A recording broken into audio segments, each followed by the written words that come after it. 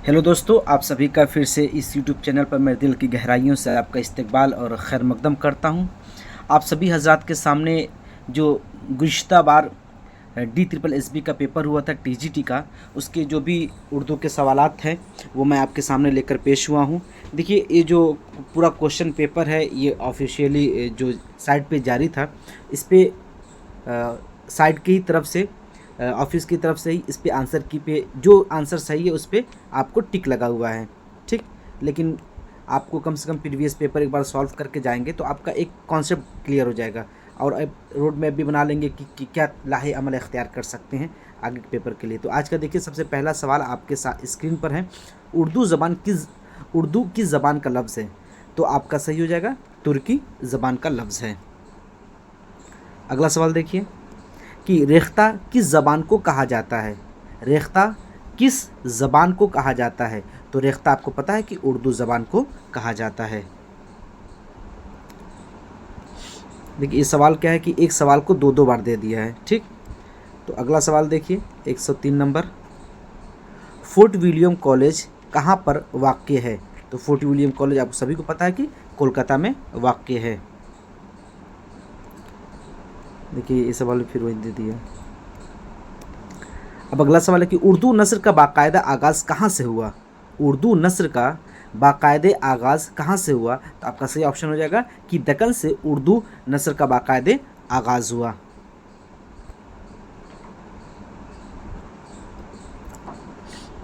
अगला सवाल है कि अली नामा में किस दौर के बादशाह के वाक़यात बयान किए गए हैं? सवाल देख लीजिए कि अली नामा में किस दौर के बादशाह के वाक़यात को बयान किए गए हैं? तो आपके ऑप्शन है वाजिद अली शाह, अब्दुल्ला कुतुब शाह, अली आदिल शाह और कुली कुतुब शाह। तो आपका सही ऑप्शन हो जाएगा कि अली आदिल शाह के वाक़यात को बयान किए गए हैं।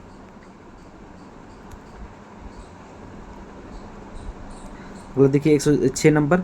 उर्दू की नसरी दास्तानें किसकी तसनीफ़ है? उर्दू की नसरी दास्तानें किसकी तसनीफ़ है? तो किन की किताब है ये ज्ञानचंद जैन की है। ठीक, कम से कम आपको ये अगर सवालात नहीं पता हो तो कन्फ्यूज़न हो तो एक बार सॉल्व करके ही क्लियर हो जाएगा। तो उर्दू नस्र की दास्तानें ज्ञानचंद जैन की है। फिर देखिए, नौ तर्ज मुरस्सा किसकी तालीफ़ है? नौ तर्ज मुरस्सा किसकी तालीफ़ है? आपके सही ऑप्शन हो जाएगा हुसैन अता खां तहसीन की तालीफ़ है। अगला सवाल देखिए, जज्बे इश्क का सन्ने तालीफ़ क्या है? अब देखिए, जज्बे इश्क का सन्ने तालीफ़, और जो ऑप्शन ये सही है ये तो डी ट्रिपल एस बी ने खुद ही क्या है अपना आंसर की जारी किया, उसी के अतबार से ये आंसर की भी ऐसी जारी करते हैं। अब बाकायदे अलग से नहीं जारी करते, क्वेश्चन पेपर पे टिक लगा देते हैं ये। तो जज्बे इश्क का सन्ने तालीफ़ पूछ रहे हैं तो वो है 1798। याद रखिएगा 1798 में जज्बे इश्क लिखी गई थी। आपको से उल्टा भी सवाल पूछा जाता है 1798 में कौन सी किताब लिखी गई थी? तो आप ये याद रखिएगा 1798 में जज्बे इश्क लिखी गई थी।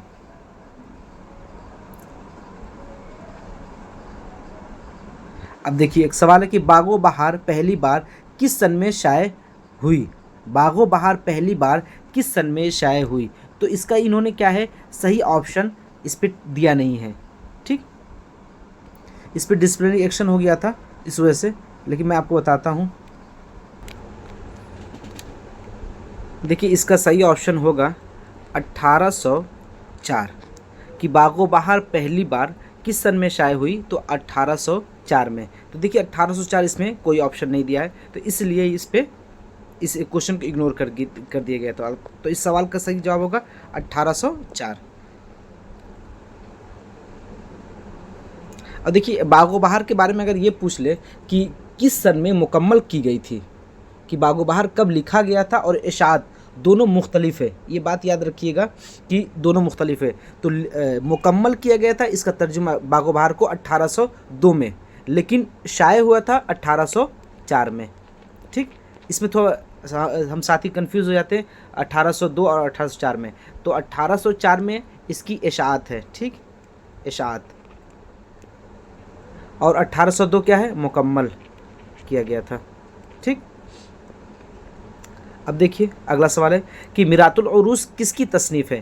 तो आप सभी को पता है कि डिप्टी नज़ीर अहमद की है। देखिए यहाँ पे भी वही सवाल है। अगला सवाल देखते हैं। अगला सवाल आपके सामने कि बाज़ार हुस्न का नसरी सिन्फ से ताल्लुक़ है। किस नसरी सिन्फ से बाज़ार हुस्न का ताल्लुक़ है? तो ये क्या है? नाविल है। सिन्फ के एतबार से ये नाविल है। और क्या है, किसकी है? तो आपको पता होना चाहिए कि ये प्रेमचंद की है। ठीक, प्रेमचंद की है। देखिए बाज़ार हुस्न, एक और सवाल इसमें याद रखिए कि बाज़ार हुस्न का तर्जुमा किससे किया गया? तो सेवन सदन। क्या है? सेवन सदन।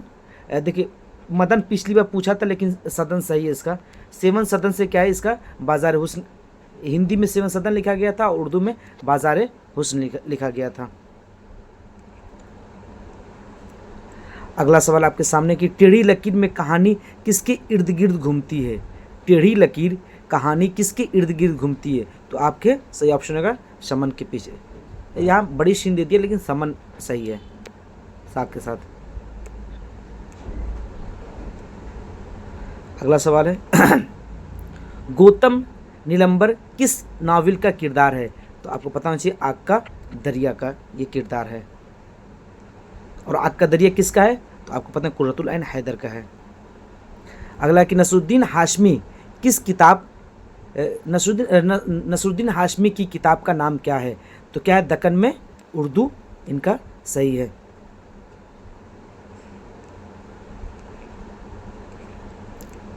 अगला सवाल है मोम की मरियम किसकी तसनीफ़ है? तो ये है जिलानी बानो की तसनीफ़ है। मोम की मरियम किसकी तसनीफ़ है? जिलानी बानो की देखिए अब ये सब सवालात क्या DSSB ने नए थोड़ा डाल दिए हैं। तो जिलानी बानो की ये तसनीफ़ है।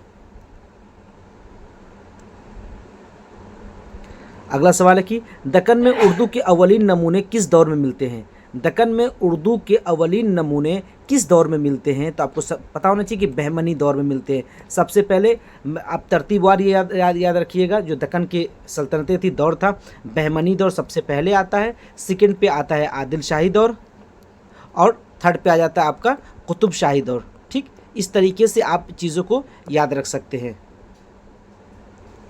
बहमनी दौर से ही 5 सल्तनतें तकसीम हुई थी।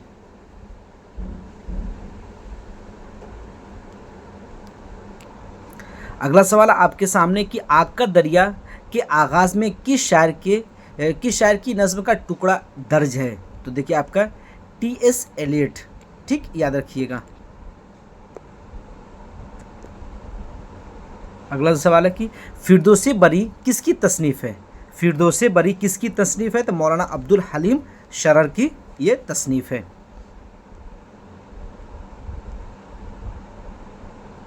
अगला सवाल है कि अफसाने को एक नशिस्त में ख़त्म होना चाहिए, ये जुमला किसने कहा? देखिए अब ये सब क्या ये अक़वाल है, ये याद होने चाहिए। तो अफसाने को एक नशिस्त में ख़त्म हो जाना चाहिए, ये स्टेटमेंट, ये कौल किसका है? तो आपका ऑप्शन हो जाएगा, क्या ऑप्शन हो जाएगा? B, Edgar Allan Poe. देखिए ये स्टेटमेंट याद रखिएगा। कोई ज़रूरी भी नहीं कि ये पूछ सकता है कि एडगर एलन पो का कौल क्या है, अफसाने के बारे में उसने क्या कहा, ऑप्शन दे सकता है। ठीक, अगला सवाल आपके सामने, किसने अपने अफसानों में हिंदू देवमाला का इस्तेमाल किया है? किसने अपने अफसाने में हिंदू देवमाला का इस्तेमाल किया है? अफसाना पूछ रहा है, अगर शायरी पूछ देगा तो अलग हो जाएगा। राजेंद्र सिंह बेदी ने। ठीक, राजेंद्र सिंह बेदी ने। अगर यही हिंदू देवमाला अगर आपको शायरी के में आ जाए तो आप याद रखिएगा फिराक गोरखपुरी को लगाइएगा। ठीक, फिराक गोरखपुरी को। अगला सवाल है, फिर वही सवाल आपका, अभी तक देखिए 20 क्वेश्चन हो गए। ठीक, आपको पता होना चाहिए कि DSSB क्या है, 20-20 का स्लॉट बनाती है, जो कि बहुत मुश्किल तरीका हो जाता है। आपका अगला सवाल है कि कौन सा अफसाना प्रेमचंद का है? कौन सा अफसाना प्रेमचंद का है? तो नमक का दारोगा क्या है? प्रेमचंद का अफसाना है।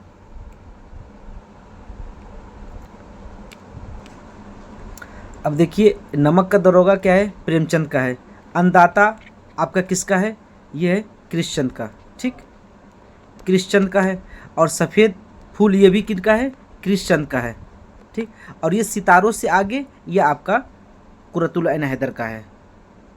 किनका है ये? कुर्रतुल ऐन हैदर का है, याद रखिएगा, कुर्रतुल ऐन हैदर का। अगला सवाल देखिए, आपका ऑप्शन है, इस सवाल है काली शलवार किसकी तसनीफ़ है? बहुत मशहूर ये अफसाना भी है, तो ये मंटो का है। अगला सवाल देखिए, नुसरती का पूरा नाम क्या था? तो आपका सही ऑप्शन हो जाएगा मोहम्मद नुसरत नुसरती, मोहम्मद नुसरत नुसरती। अगला सवाल देखिए, इब्ने नशाती किस दौर के शायर थे?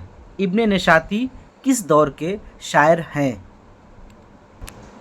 तो आपका कुतुब शाही दौर। देखिए अभी मैंने जो पिछली वीडियो अपलोड किया है 22 नंबर वीडियो, उसमें जितनी भी किताबें हैं सभी किताबों की फहरिस्त मैंने अपलोड किया है। उसमें जो सबसे अहम किताब है आपका उर्दू ज़बान व अदब की तारीख़, उसमें जितने भी शुअरा या चीज़ें हैं सबको बाब वाइज और किस दौर में कौन से शायर थे और किस शायर को किस ज़ुमरे में रखा जाता है, उसको एक बार आप पढ़ लेंगे तो इंशाल्लाह। मैंने टेलीग्राम ग्रुप में PDF भी सेंड कर दिया है, तो आप वहाँ जाकर क्या है, मेरा टेलीग्राम ग्रुप का नाम भी है उर्दू वाले भैया, ठीक है, उस नाम से भी सर्च कर सकते हैं, जाकर वहाँ से भी आप डाउनलोड करके पढ़ सकते हैं। तो इब्ने नशाती किस दौर के हैं? आपका कुतुब शाही दौर के। कुतुब शाही दौर के और मशहूर आप नाम याद रख सकते हैं जो शुअरा है, गवासी हो गए, ठीक, इसके साथ साथ मुल्ला वजही हो गए, मुल्ला वजही का भी नाम बहुत मशहूर है, ये कुतुब शाही के हैं। वली दकनी को भी किस में शुमार किया जाता है? वली दकनी को भी कुतुब शाही दौर में शुमार किया जाता है। ये सभी के सभी आपके कुतुब शाही दौर के हो जाएंगे। अब आदिल शाही दौर के शुअरा में बड़े बड़े जो शुअरा है आपके, अशरफ बयाबानी हो गए, अशरफ बयाबानी हो गए, और शाह अमीरुद्दीन आला हो गए, शाह अमीरुद्दीन आला हो गए। और आप अगला नाम ये याद रख सकते हैं, रुस्तमी हो गए, नुसरती हो गए, नुसरती को आप याद रख सकते हैं, नुसरती हो गए, ठीक, और रुस्तमी हो गए। ये सब क्या है? आदिल शाही दौर के हैं, ठीक। चलिए अगला सवाल देखिए, किस नस्री सिन्फ को ज़हन का आज़ाद तरंग कहा जाता है? किस नस्री सिन्फ को ज़हन का आज़ाद तरंग कहा जाता है? तो वो सही ऑप्शन हो जाएगा इंशाइये को। अगर देखिए, झिंगर का जनाजा किसकी तसनीफ़ है? बहुत मशहूर ये इंशाइया है, वो ख्वाजा हसन निज़ामी का। अगला सवाल देखिए, इंशाइये की इब्तदाई नकूश किस किताब में नज़र आते हैं? इंशाइये की इब्तदाई नकूश क्या है, आपको किस किताब में नज़र आते हैं? तो ये सबरस में आपको नज़र आएगा। अगला सवाल देखिए, हॉस्टल में पढ़ना किसकी तसनीफ़ है? हॉस्टल में पढ़ना किसकी तसनीफ़ है? तो ये याद रखिए, ये सिन्फ के एतबार से क्या है? ये सिन्फ के एतबार से इंशाइया है, ये भी याद रखिएगा, ठीक। और ये है पितरस बुखारी का, ठीक, पितरस बुखारी का। अगला सवाल है, उर्दू के पहले ड्रामे का नाम क्या है? उर्दू के पहले ड्रामे का नाम क्या है? तो आपका ऑप्शन है कि इंद्र सभा, ठीक। इंद्र सभा लिखी हुई किसकी है? तो इंद्र सभा आपको अमानत लखनवी की लिखी हुई है, ठीक। एक बात याद है कि अमानत लखनवी का पूरा नाम क्या है? सैयद आगा हसन। पूरा नाम क्या है? सैयद आगा हसन अमानत लखनवी, ठीक, इनका पूरा नाम है। इनकी पैदाइश हुई थी 1815 में और इनकी वफ़ात हुई है 1858 में, ठीक। और जो आपका इंद्र सभा है वो किस सन में लिखी गई थी? तो इसकी सन तसनीफ़ है 1852 में इसकी तसनीफ़ की गई थी, 1852 में, ठीक। अगला सवाल आपके स्क्रीन पे है कि ड्रामा अनारकली पहली इशाअत कब हुई थी? तो पहली बार शाये हुई थी 1931 में, ठीक। और ये किसका है? अनारकली इम्तियाज़ अली ताज। देखिए, ड्रामा मीठी छुरी किसकी तसनीफ़ है? मीठी छुरी किसकी तसनीफ़ है? और ये भी याद देखिए कि मीठी छुरी सिन्फ के एतबार से ड्रामा है, तो आगा हश्र काश्मीरी का ये ड्रामा है। अगला सवाल देखिए, किताब खाना जंगी का ताल्लुक नसरी सिन्फ से है। देखिए अभी ये भी याद रखिए, खाना जंगी, देखिए अभी मैं बता रहा कि सिन्फ के एतबार से भी याद रखना ज़रूरी है। तो खाना जंगी की क्या है, ड्रामा है, और किनका है, ये मुजीब का है, प्रोफेसर मुजीब साहब का है। ठीक, प्रोफेसर मुजीब साहब की लिखा हुआ ड्रामा है, और ये सिन्फ के एतबार से ड्रामा, याद रखिएगा।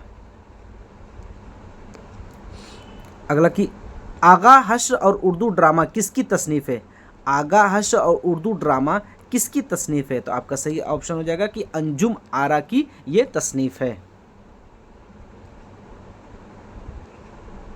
अगला सवाल है कि रिपोर्टाज को हम वाक़यात की अदबी महाकाती रिपोर्ट कह सकते हैं।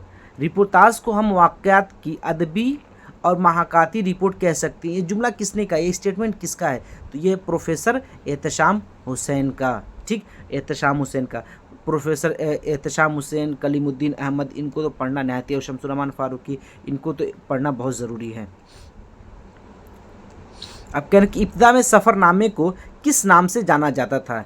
इब्तिदा में शुरुआत में क्या है, सफ़रनामे को हम किस नाम से जानते थे, तो तारीख़ के नाम से जानते थे। आप रुदात मत क्लिक कर, रुदात गलत ऑप्शन हो जाएगा। अगला सवाल है कि तारीख़ यूसुफ़ी की पहली इशाअत किस सन में हुई थी। तारीख़ यूसुफ़ी की पहली इशाअत किस सन में हुई थी, तो 1847 में हुई थी, 1847 में। देखिए सवालात बहुत इजी भी नहीं है। आपका अगला सवाल है कि तारीख़ अफ़गानिस्तान किसकी तसनीफ़ है। तारीख़ अफ़गानिस्तान किसकी तसनीफ़ है, तो सैयद फ़िदा हुसैन की तसनीफ़ है। सैयद फ़िदा हुसैन की तसनीफ़ है तारीख़ अफ़गानिस्तान। अगला सवाल आपके फिर वही आ गया, तारीख़ अफ़गानिस्तान। हाँ, सफ़रनामा शेर ईरान के का मुरत्तिब कौन है। ठीक है, शेर ईरान के मुरत्तिब कौन है, तो आपका सही ऑप्शन होगा कि मोहम्मद हुसैन आज़ाद इसके मुरत्तिब है। अगला सवाल है कि सफ़रनामा रूम व मिस्र व शाम सफ़रनामा है, ये किसका सफ़रनामा है, तो अल्लामा शिबली नोमानी का ये सफ़रनामा है। क्या है, सफ़रनामा रूम व मिस्र व शाम।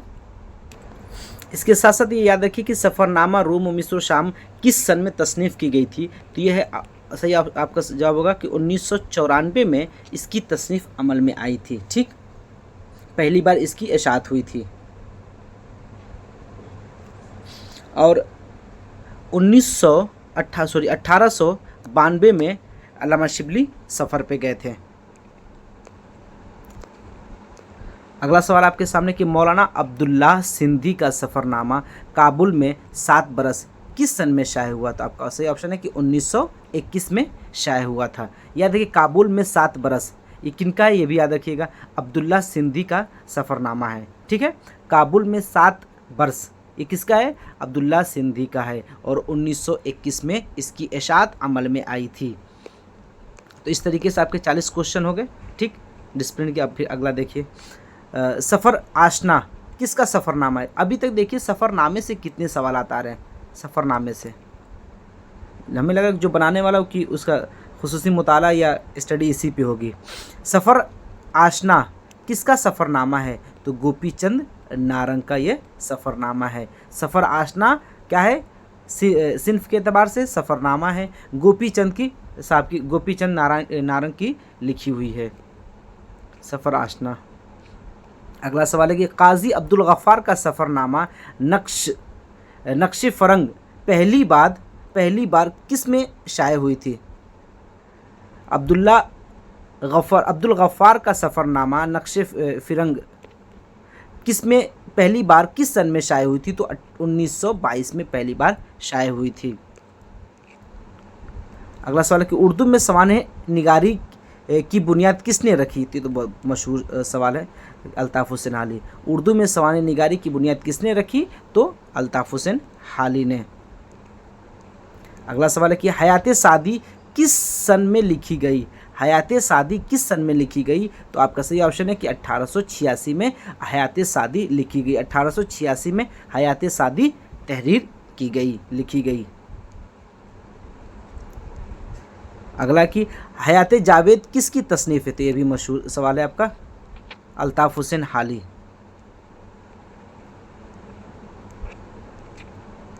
यादगार गालिब किसकी तसनीफ़ है? यादगार गालिब किसकी तसनीफ़ है? तो आप याद रखिए कि अल्ताफ़ हुसैन हाली की ये तसनीफ़ है। तसलसुलवार हाली के ऊपर क्या है सवालात बना दिए गए हैं। अब देखिए अगला सवाल कि सिलसिले रोज़ो शब किसकी खुदनविश्त सवाने है? सिलसिले रोज़ो शब किसकी खुदनविश्त सवाने है? तो सालेहा आबिद हुसैन की है। सालेहा आबिद हुसैन की है। अगला सवाल आपके सामने कि दास्तान गदर किसकी तसनीफ़ है? तो ज़हीर देहलवी साहब की ये तसनीफ़ है। दास्तान गदर किसकी है? ज़हीर देहलवी साहब की है। अगला सवाल कि ख्वाजा हसन निज़ामी की आप बीती किस सन में शाये हुई थी? तो 1919 में शाये हुई थी। ख्वाजा हसन निज़ामी की आप बीती किस सन में शाये हुई थी? तो 1919 में। अगला सवाल आपके सामने कि सर सैयद रज़ा अली की आप बीती का नाम क्या है? सर सैयद रज़ा अली की आप बीती का नाम क्या है? आमाल नामा। ये याद रखिए कि आमाल नामा क्या है? आप बीती है। किन की है? सैयद रज़ा अली की है। अगला सवाल है कि कसीदा किस ज़बान का लफ्ज़ है? तो बहुत मशहूर सवाल है कि अरबी ज़बान का लफ्ज़ है और कद से निकला है। किससे निकला है? कद से, कसद से। कसीदे की कितनी किस्में हैं? कसीदे की 2 किस्में हैं। कौन कौन सी? खिताबिया और बयानिया। 2 किस्में कौन सी है? खिताबिया पहला हो गया खिताबिया और दूसरा हो गया तमहीदिया। ठीक है, तमहीदिया। कसीदे की ये आपके 2 किस्में हैं। और कसीदे के अगर अज्जा पूछ दे कि कसीदे के कितने अज्जा हैं तो भी आप ज़हन में रखिएगा। तो कसीदे के आपके अज्जा कितने हैं? 5 हैं। और 5 कौन कौन से हैं? तशबीब, गुरेज, मद, दुआ और उसके बाद जो 5वां आता है वो मद्दा आता है। मुद्दा या मद्दा, ठीक है, 5वां। और ये भी अगर पूछ ले आपको कि कसीदे के अज्जा में सबसे अहम कौन सा जुज़ है तो वो मद है। ठीक, कसीदे में तो तारीफ़ी की जाती है ना, तो सबसे अहम जुज़ क्या है? मद है। अब कि किस ज़बान से कसीदा उर्दू में आया? तो आपको याद होना चाहिए कसीदा उर्दू में फ़ारसी ज़बान से हमारे सामने आया है। अरबी ज़बान से कोई नहीं आया है। अगर गज़ल के बारे में पूछे तो ऐसे याद रखिए कि फ़ारसी ज़बान से होते हुए आया है। ठीक, और पूरी प्लेलिस्ट मैंने नज़्म और गज़ल पे बनाई हुई, वहाँ से आप जाकर देख सकते हैं। 5-5, 10-10 मिनट की वीडियो बहुत छोटे हैं, आप वहाँ से चीज़ों को देख सकते हैं। उर्दू में कसीदा निगारी का आगाज़ कहाँ से हुआ? उर्दू में, अब ये पूछे उर्दू में कसीदा निगारी का आगाज़ कहाँ से हुआ? तो दक्कन से हुआ। खाकानी हिंद का खिताब किससे मिला? तो आपको सही, बहुत मशहूर सवाल है। ज़ौक़ को खाकानी हिंद का खिताब मिला था। अगला सवाल कि ज़ौक़ की वफ़ात किस सन में हुई थी? तो ज़ौक़ की वफ़ात 1854 में हुई थी। अगला सवाल है कि मसनवी का फ़नी इम्तियाज़ क्या है? ये देखिए, ये जो सवाल है ये अक्सर पूछ लेता है कि मसनवी का फ़नी इम्तियाज़ क्या है? तो मसनवी के याद रखिए कि फ़नी इम्तियाज़ क्या है कि इसके हर शेर का हम काफ़िया होना। मसनवी का फ़नी इम्तियाज़ क्या है कि इसका हर शेर जो होता है काफ़िया होता है। हाँ, ये मुमकिन है कि पहला जो शेर है इसमें अलग काफ़िया हो, दूसरे शेर में अलग काफ़िया हो। देखिए इसका क्या है, हर शेर के मिसरों का हम काफ़िया होना। ठीक है, बात वही कि 1 मिसरा 2 मिसरा, तो अगर पहला मिसरा हम काफ़िया तो दूसरा मिसरा भी हम काफ़िया होगा। तो इस तरीके से पूरा का पूरा आपका एक शेर क्या है, हम काफ़िया होगा। अब जब दूसरा शेर जो है तो मुमकिन है कि पहले में जो काफ़िया बंदी की गई हो दूसरे में उसकी काफ़िया मुख्तलिफ हो, लेकिन इसमें भी काफ़िया बंदी का होना लाजमी है। ये इसका फ़नी इम्तियाज़ है मसनवी का।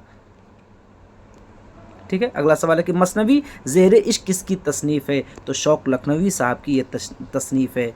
याद रखिएगा, ज़ेर इश्क मैंने शौक़ लखनवी की भी वीडियो बनाया, आप जाकर उस पर प्लेलिस्ट में देख सकते हैं। अगला सवाल है कि मसनवी बकट कहानी किसकी तसनीफ़ है? तो अफ़ज़ल पानीपत की तसनीफ़ है। एक चीज़ आप अगर गौर कर रहे हो तो ये तरतीबवार चीज़ें पूछ रहे हैं। कसीदा आए, मसनवी आए, अब मरसिया पे आएंगे, पहले सफ़रनामे पे आए थे। ठीक, अगला सवाल देखिए, तोतीनामा मसनवी कहाँ लिखी गई थी? तोतीनामा मसनवी कहाँ लिखी गई थी? तो गोलकुंडा में लिखी गई थी। ठीक, गोलकुंडा में लिखी गई थी। ये आपके इस तरीके से 60 सवाल कंप्लीट हो गए। अब आइए 40 क्वेश्चन और देख लेते हैं। मसनवी यूसुफ ज़ुलेखा किसकी तसनीफ़ है? मसनवी यूसुफ ज़ुलेखा किसकी तसनीफ़ है? तो मीरा हाशमी की है। हाशमी की ये तसनीफ़ है। अगला सवाल देखिए, मीर हसन की मसनवी का क्या नाम है? बहुत मशहूर है, सेहरुल बयान।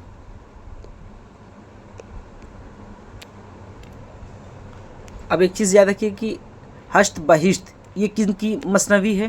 तो ये आप अगर एनसीईआरटी की जो बुक है उसमें देखेंगे तो ये मुल्क खुशनूद की है। किन की? ये मुल्क खुशनूद की है, खुशनूद की। इसको दूसरे नाम से भी जानते हैं, उसको जन्नत सिंगार कहते हैं। ठीक, अब एनसीईआरटी किताब में लिखा है कि जंग सिंगार असल में क्या अमीर खुसरो की फ़ारसी मसनवी हश्त बहिश्त का तर्जुमा किया गया है। ठीक, और बहार इश्क आपको पता ही है। मीर का अलीनामा क्या है? ये नुसरती का है अलीनामा। देखिए अभी एक मुल्क खुशनूद की एक और है यूसुफ ज़ुलेखा। यूसुफ ज़ुलेखा, अभी ऊपर ऑप्शन आया था, एक सवाल आया था कि यूसुफ ज़ुलेखा किसकी है? देखिए यूसुफ ज़ुलेखा, तो यहाँ पे क्या है? हाशमी का नाम दिया हुआ है।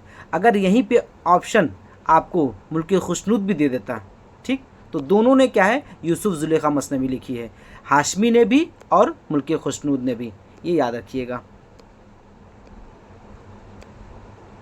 चलिए अगला सवाल है कि मरसिया किस ज़बान का लफ्ज़ है? तो आपको पता चाहिए मरसिया अरबी ज़बान का लफ्ज़ है और किससे बना है? रसा से बना है।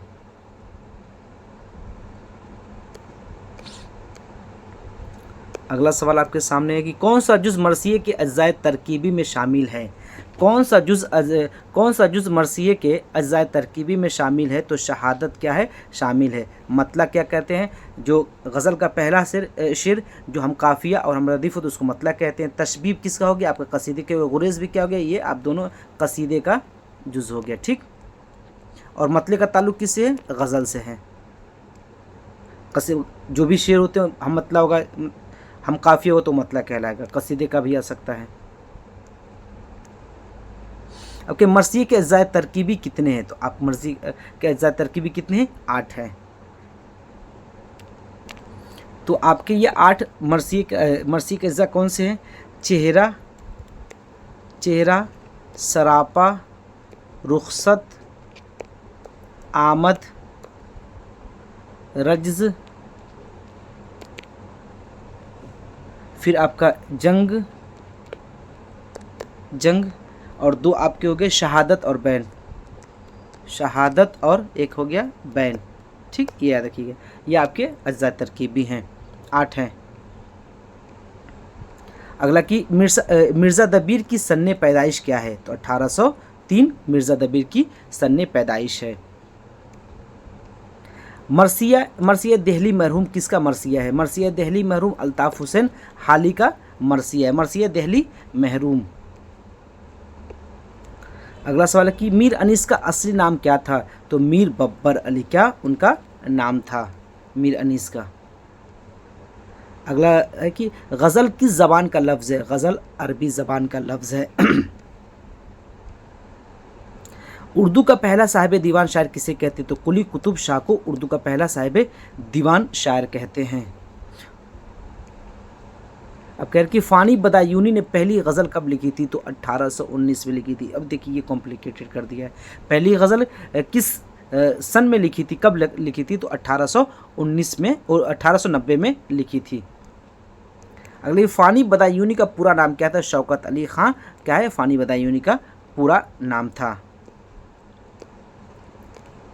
अगला सवाल है कि मतला किसे कहते हैं? अभी मैंने बताया कि गज़ल का पहला शेर को हम मतला कहेंगे, और इसमें और भी डाल सकता है, लेकिन जो ऑप्शन है इसमें सबसे अप्रोप्रिएट यही है। मतला कब होगा कि गज़ल का पहला शेर हम काफ़ी रदीफ़ होता है तो वो मतला कहलाता है। अगला सवाल देखिए, गज़ल बजा तौर पर उर्दू शायरी की आबरू है, ये किसका? रशीद अहमद सिद्दीकी। रशीद अहमद सिद्दीकी का ये कौल है कि उर्दू शायरी की गज़ल उर्दू शायरी की आबरू है। अब कह रहे कि मुसद्दस वो नज़्म जिसके हर बंद में 6 मिसरे होते हैं, 6 मिसरे होते हैं। ठीक। अगला सवाल है कि मजमुआ नज़्म हाली में शामिल नज़्म हाली ने कहाँ पर पढ़ी थी? मजमुआ नज़्म हाली में शामिल नज़्म हाली ने कहाँ पढ़ी थी? तो अंजुमन पंजाब के मुशायरे में पढ़ी थी। कि मजमुआ नज़्म हाली जो है उसमें जितनी नज़में शामिल है हाली ने उसको कहाँ पढ़ा था? तो अंजुमन पंजाब में पढ़ा था। और अंजुमन पंजाब कहाँ पे? ये भी याद रखिएगा कि लाहौर में है। ठीक। इसकी बुनियाद कहाँ डाली गई थी? तो लाहौर में डाली गई थी।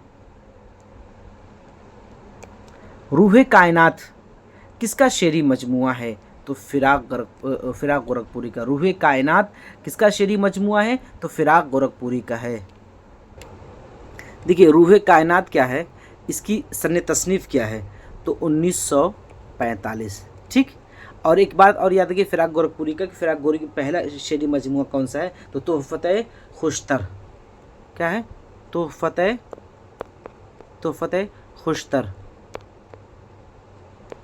खुशतर क्या इनका पहला शेरी मजमुआ है, जिसकी इशाअत 1922 में हुई थी। ठीक।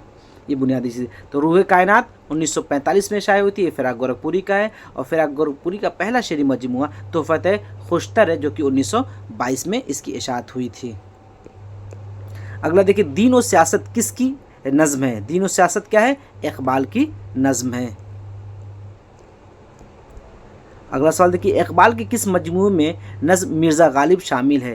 इकबाल के किस मजमूए में मिर्ज़ा गालिब शामिल है? तो बांगे दिरा में। ये भी याद है कि मिर्ज़ा गालिब जो हैं ये क्या है? ये मसनवी है। ठीक। मसनवी ये नज़्म तो मसनवी के नज़्म की किस्म में तो मसनवी है। सॉरी मसनवी कह रहे हैं, क्या हम भी बोल देते हैं, ये मरसिया है ना,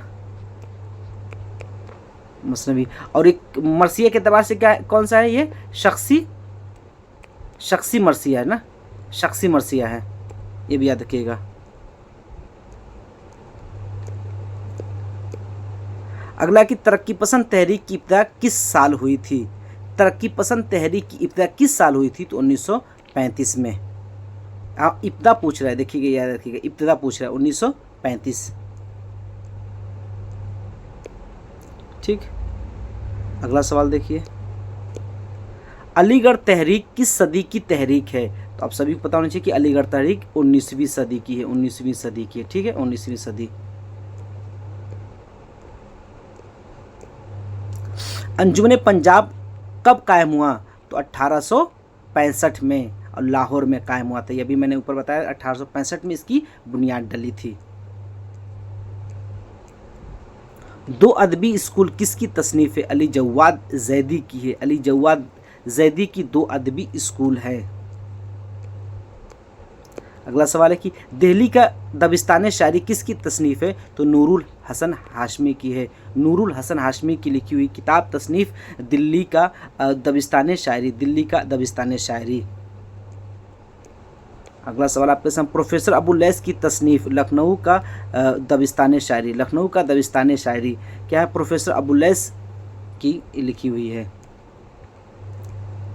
अगला सवाल है कि सर अब्दुल कादिर किस रसाले के मुदीर थे? तो मखज़न के। अब मखज़न कहाँ से निकलता था?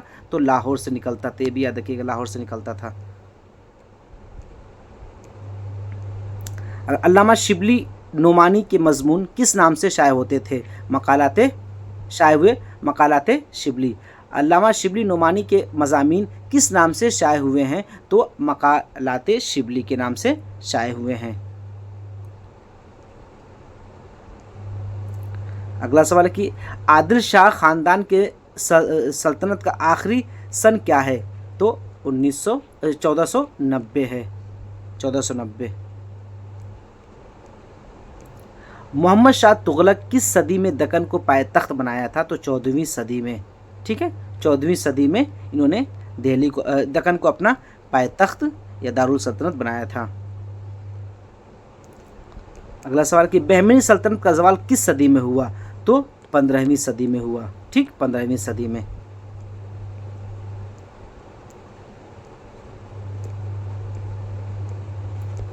अब यहाँ से आपका पेडागोजी स्टार्ट हो गया, जिसको 10 नंबर का होता है। तो टोटल आपके 90 क्वेश्चन जो उर्दू के आते हैं वो जो किताब आपका PYQ था उसके ज़रिए हल कराया गया। अगर आप पहले, ये PYQ का दूसरा वीडियो है, पहला वीडियो आपका प्लेलिस्ट में मौजूद है, वहाँ से उसको देख सकते हैं।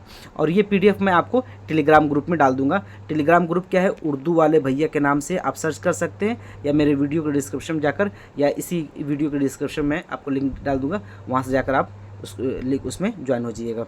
चलिए फिर अगले वीडियो हमसे मुलाकात होगी, तब तक के लिए अल्लाह हाफिज़।